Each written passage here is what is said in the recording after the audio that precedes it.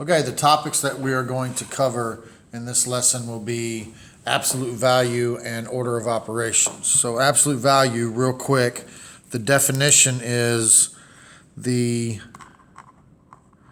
distance from zero on a number line. Basically, think of it like you're standing on the number line and you're standing at the number 0. And how many steps would it take to get to that number that we're talking about? For example, in number 1, these bars mean absolute value. They're not parentheses. They're straight up and down bars. So what this means is the absolute value of negative 13 means if I'm standing on 0, how many steps would it take to get to negative 13? Well, it would take 13 steps, right? Even though we're going in the negative direction, it's still we're talking about a distance, and distance cannot be negative. Distance is always positive, which means that the absolute value of negative 13 would be 13. Number 2, the absolute value of 21. How many steps would it take to get to the number 21 if I'm standing at 0? It would take 21 steps. Okay. If we were looking at question number 3, what this says, those bars, again, those mean absolute value. So the absolute value of negative 3 plus the absolute value of negative 5.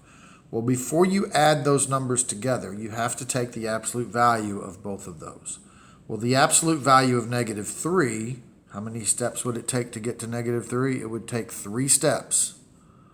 Plus, and then the absolute value of negative 5, it would take 5 steps to get to negative 5. So this really means 3 plus 5 equals 8.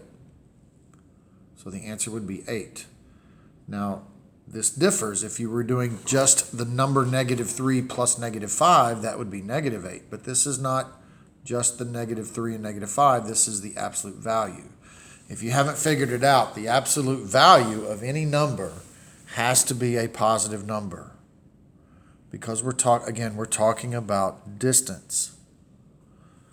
So for number 4, the absolute value of 9 would be 9, then plus the absolute value of negative 8 is 8. And 9 plus 8 would be 17. Okay. Let's look at number 8. The absolute value of 4 would be 4. And then I'm going to take away, well, the absolute value of negative 4, how many steps would it take to get to negative 4? It would take 4. So this would actually end up being 0. Now, if you have numbers inside the absolute value bars, like number 9, all of this is inside the absolute value bars. So you have to actually, for this one, you have to do the operation first. You have to actually do 15 take away 23 first. And 15 take away 23 is negative 8. But I haven't taken the absolute value of that yet. And now, once I get it down to a single number, then I can take the absolute value of it. The absolute value of negative 8 would be positive 8. I'll work one more. This would be 24, take away the absolute value of negative 15 would be 15, so that would be 9. Okay, order of operations. If we have an expression and we're asked to simplify it, it's possible that we could all come up with different answers unless we're performing the operations, adding, subtracting, multiplying, dividing, if there's parentheses, if there's exponents. If we all do them in exactly the same order, then we'll all come up with the same answer. And that's the reason for the order of operation. Order of operations is simply, it's this. It's simplifying an expression, a math expression, using a very specific order. And you've probably heard the acronym PEMDAS, Please excuse my dear Aunt Sally. Well, that's not what they really stand for. That just helps us remember the initials. The P stands for the parentheses. And also any grouping symbols like brackets. You would treat brackets like parentheses. So anything that groups numbers together. The E, that's the exponents. Okay. Like 3 to the 4th power. Those are the exponents. Those little raised numbers, those are the exponents. So like 3 to the 4th power I just mentioned, that would be the same as 3 times itself 4 times, which I believe if you do that, that would be 81. So that's what we're talking about when we talk about exponents. So we would do parentheses first and then anything that has an exponent. Now, multiplication and division are actually equal operations. Okay? So if you have both operations appearing in an expression, you're going to do whichever one comes first as you're reading the problem from left to right. So this stands for multiplication and division. Again, they're equals. This doesn't mean, because M comes before D in PEMDAS, it doesn't mean that multiplication will always come first. It means that you're going to multiply and divide from left to right. Okay? And adding and subtracting are the same. They're partners.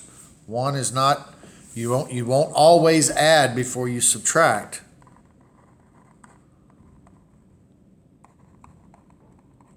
You do whichever one comes first as you're reading the problem from left to right. Okay? So let's go through a few examples and then we'll be moving on from this lesson. Question 13.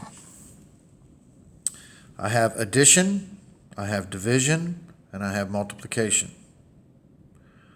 Well, in PEMDAS, okay, so I'm going to start checking them off. I have no parentheses, so I'm done with that.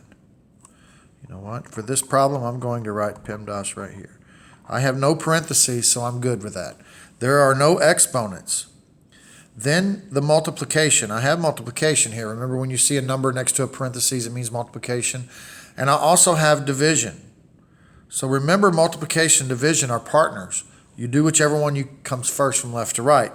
And as you're reading this problem from left to right, the division actually comes first. So I'm actually going to do this part first. 54 divided by 3.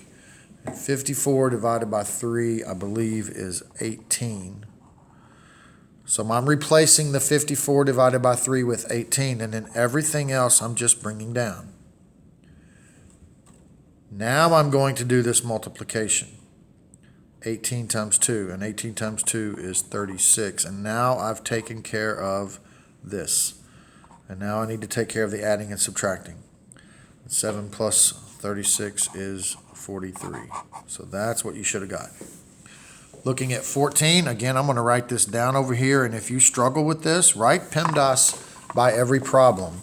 And then go through the checklist. Start with the P, the parentheses. There are no parentheses. Exponents. Yep, I have a 2 to the 5th power. So everything else, I'm just going to bring down, but I need to do this 2 to the 5th power. 2 to the 5th power means 2 times itself 5 times. 2 times 2 times 2 times 2 times 2. 2 times 2 is 4, times another 2. 4 times 2 is 8. 8 times 2 is 16, and 16 times 2 is 32. That's divided by 4 plus 6. So I've done the exponents. Now I need to do any multiplication or division, and there is some division right there. 32 divided by 4. And 32 divided by 4 is 8. So I've done that. And now the adding or subtracting. Now in this problem, at this point, this subtraction comes before the addition. But remember, they're partners, so I'm going to do whichever one comes first. So I'm actually going to do this 17 minus 8. 17 minus 8 is 9 plus 6. And then lastly, 9 plus 6 would be 15. Okay? Look at number 16 real quick. Well, we've got a lot of stuff going on.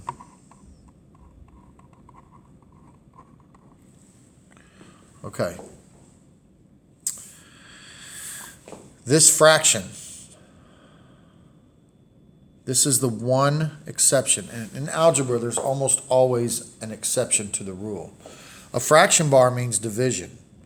But if we have operations to simplify on top and operations to simplify on bottom, we're going to do those first and then divide whatever we get on top.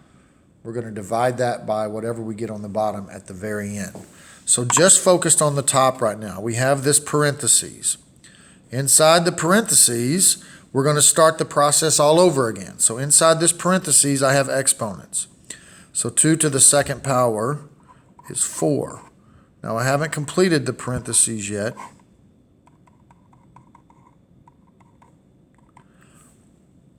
Because all I did was the exponents that were in there. 7 minus 4 is 3. So I'm only replacing that. And now on top, I'm going to end up with 20. On the bottom, I have addition and multiplication. I'm going to do this multiplication first. 2 times 5 is 10. And now I'm going to end up with negative 14 plus 10 is negative 4. And now at the very end, I'm going to divide the top by the bottom. 20 divided by negative 4 would be negative 5. Okay. So let me see if there's any problems on this back page that I might want to work. Yep, there's going to be some that's going to be pretty involved. Let's look at number 22. Actually, we'll do 21 and 22 real quick. Okay. Inside this grouping symbol here, see these brackets? I'm going to start the process all over. Inside the brackets, I have parentheses, so 5 minus 9. So if you notice, I'm only doing one operation at a time. So I don't get lost in the problem and confused. So I did the parentheses. I'm still in the brackets. Now I need to do the exponents. Negative 4 to the second power.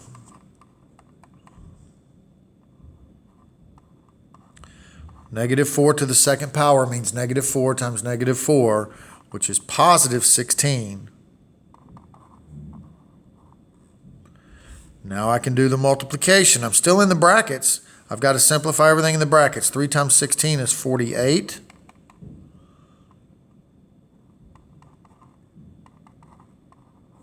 Almost there. 48 plus 2 is 50. Okay, I did all that parentheses. Now I have these exponents I have to do. 20 to the second power. So all of this operation that I was doing was just completing the first parentheses or grouping symbols. Now I can move on to the exponents. 20 to the second power is 400. 20 times 20. And then lastly, 400 divided by 50 would be 8. All right, last problem for this lesson. I'm going to do this parentheses here. 9 plus 4 to the second. 4 to the second would be 16.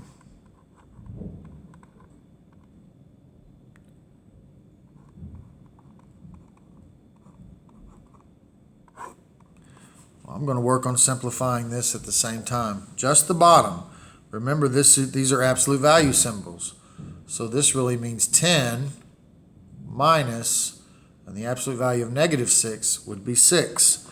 So this really means 10 minus 6, which is just 4. Okay, working on that top now. I've still got to get these brackets gone.